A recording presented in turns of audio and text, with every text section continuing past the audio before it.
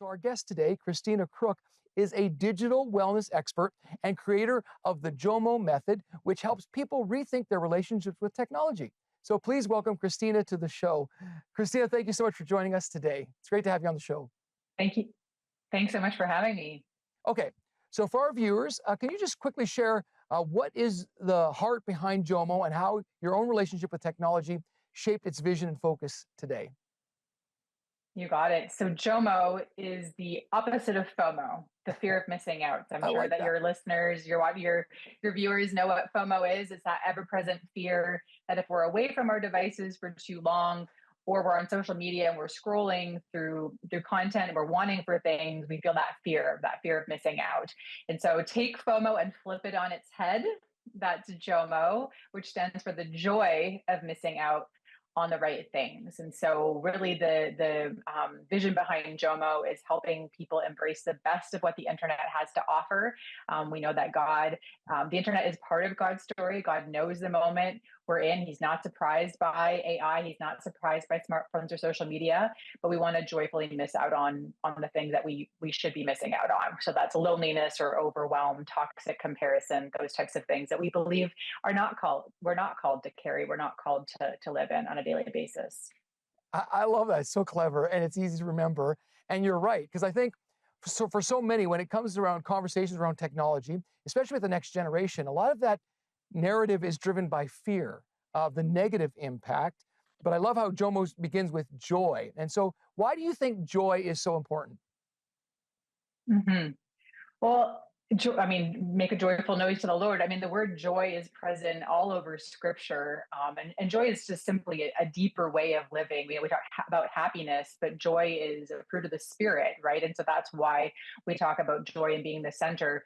But it also comes from research. There's a professor named Dr. Pamela Pavlicek at a university called Pratt University, and she had thousands of students track their technology habits in journals.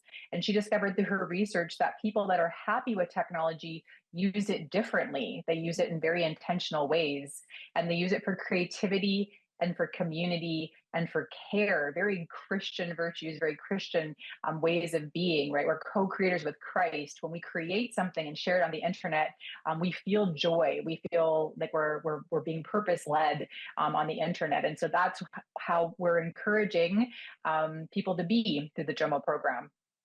Yeah, that's really interesting because I think you're right. I think technology can isolate us and in really negative ways, but it also can be an incredible tool for connection. And I love your approach because I think a lot of times when it comes to technology and kids, we think, how do we, manage their behavior? How do we limit this and stop that and restrict this from happening? But really, you're talking about how do we nurture connection by, yes, limiting how much time we're on technology, but also using technology when we are on it for that connection. So I love that. And so unpack that just a little bit for those who are watching. Like how can we use it for connection? Mm-hmm. So I love that you've just articulated that, right? That is our impulse that so many of us are drawn to, and the kids in our lives are drawn to a lot of their interactions online because of their desire for connection. And that is a very healthy and natural impulse, right? We all want to be connected. God made us to be relational beings, rightly related to Him, to ourselves, and to others. And so that's not a negative thing. And so one of the practical suggestions I often offer is that media by definition means in between. So when we're using media like social media, it's actually, yes, it's a tool, but it's kind of getting in between us and the other person.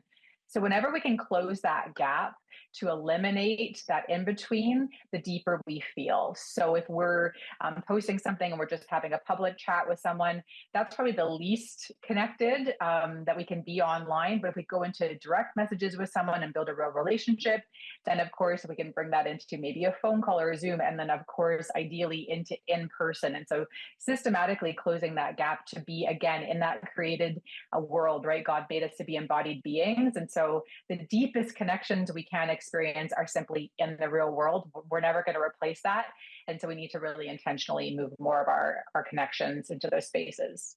Yeah, I love that because it's so Christ-like.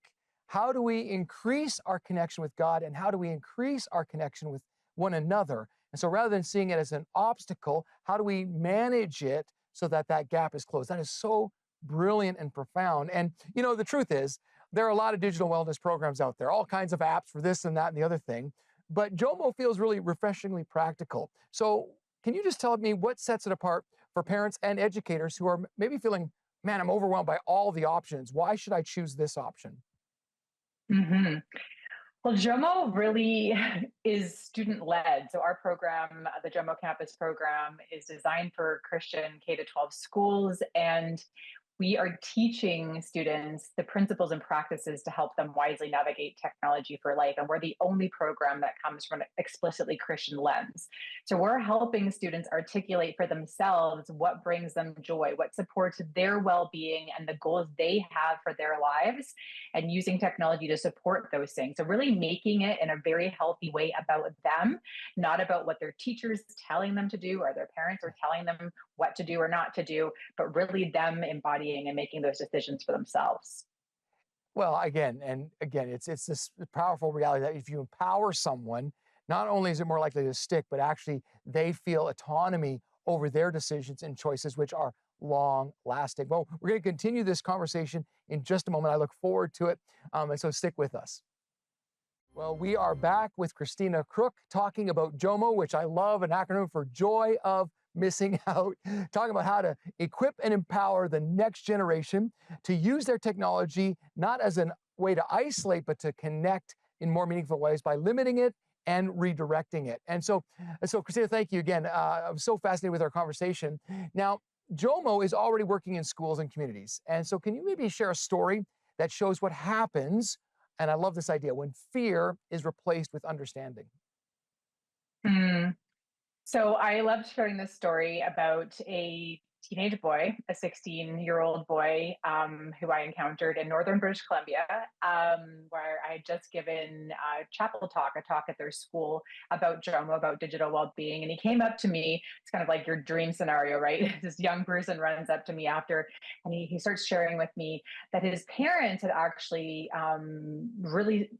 they had begun to be very convicted about their own habits around technology. And that's sort of, we're going to note that number one, right? Modeling good behavior for the kids that we lead, right? As parents or as educators or as just human beings and church communities. But he came up to me and said, like, my parents have been doing all these new strategies. Like, they've taken social media apps off their phones, or they've um, deleted these things, or put time limits in place. And I've started to use some of those strategies, but do you have any more for me? And I'm like, do I ever, my friend? And so I shared a couple of more strategies with him, but and I can share one of them. One of them is called going grayscale. So actually, if you go into your settings on your phone, there's something called accessibility settings, and you can actually take the color off of your phone and make it black and white. You can Google it. It's called going grayscale, and it makes your phone dead boring. It's just so boring to look at. And so he was like, "That's awesome. I'm gonna use that one."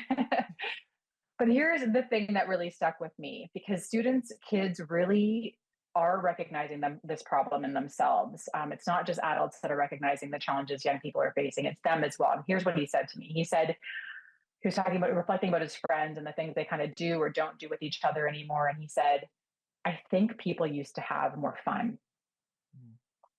I think people used to have more fun. I think when my parents were younger, they would just get out and they were more active. They would do more stuff together. And it struck me so deeply, because I have kids that are ages 12, 14, and 16, a daughter and two sons. And when I think about them, and I think about their peers, their friends, and the fact that they aren't experiencing as much joy as we did. In fact, there's research that shows, there's a professor named Dr. Jean Twenge, and her research shows now that more than 47%, excuse me, of young people today don't say they are experiencing joy, right? And Jesus said, I came that they may have life and have it to the full, to have it abundantly. Adolescence should be the time that is marked by joy and marked by hope. And so that's why we have such a conviction at JOMO that this is a problem we have to be addressing, not just us as an organization, but really collectively as churches, as school communities. Yeah, because I agree. And my understanding and the research I've done too says that, yeah, it's a false joy in technology because it does release endorphins and it does target certain parts of your brain and the way that you are wired, but in a negative way, because really we were wired to be connected. We were created in the image of God to experience and express love. And so, okay, so a parent or grandparent or an educator is watching this and they're really excited, as I am, because I think this is so good, not only for the kids in my family, but also for me. So how do you motivate a child with this idea that we're not trying to take something away, we're actually trying to build Yeah, something better in your life? Like, that's a key, isn't it? I mean, that's a major challenge. 100%. I would start with this question, which is, what brings you joy? And get them to get them to tell you at least one thing that really brings them joy. And then ask them, is technology helping or getting in the way of that thing? That's good. Right? If a kid tells you that the thing that brings them the most joy is hanging with friends, like amazing, right? Is the way that you're currently using technology moving you towards that or away from that? And really, again, making it about the thing that makes them come alive. I would also say that you're probably naturally doing this, parents and educators already, but filling the easiest way to get off technology is to find something better to do and to lean into it. When we are in those moments of true joy, where we're connected with loved ones, gathered around the table, sharing a meal, or we're out doing active hobbies or sports, or whatever the case may be, we're not thinking about scrolling or binge watching, right? We're actually just present in that moment. And so filling more of our time with those good things. And it requires more energy on the part of parents, right? Technology can really be a babysitter. It is very easy to park our kids in front of screens, but doing that deeper work of being that family that hosts sleepovers, hosts events, brings people over, right? That hospitality piece that's so central to us being Christian is a huge way we can support not just our Christian communities, but our wider just neighborhood communities. Yeah, it's so good because I think when I think about my own life in those last moments, I don't think I'll be scrolling. I want people around me who I've loved and love me in return. So we only have like a couple of seconds left. Is there one last thought you'd like to encourage parents and educators with as we leave today? You've not run out of time. It's not too late. You are still the boss. If you are feeling disempowered when it comes to your kids in tech, remember that you are the boss. No kid ever has complained in their old age that their parents limited technology. It's usually at the flip side. So stay strong, lean into joy. You can do this. Yeah, thank you so much. I love what you've done. I love how proactive it is, how helpful it is. So we're just cheering you on. And if you're watching right now and you want to learn a little bit more about JOMO, you can go to our website, 700club.ca, and find all the information there, and find out how you can be a part of this incredible program. Thank you so much, Christina, for joining us today. Thanks so much for having me.